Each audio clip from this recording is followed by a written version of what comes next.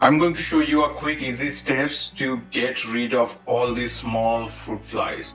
So they're everywhere and you can hardly see. It's not the normal fly that we see. It's really tiny and they're like on foods, they're all over like on our faces. So for this trouble I tried few things but that did not work really well.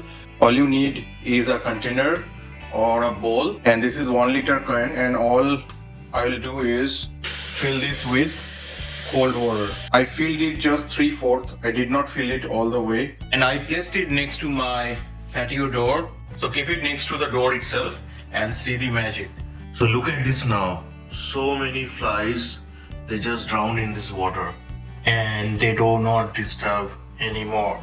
And this is how you can quickly get rid of these small flies. If you see flies are not attracted to the water, then add some fermented liquid like wine, beer, apple cider vinegar. Anything of that sort will definitely work. Try this out and let me know if it worked for you, and leave your comments and share this video. Thanks for watching.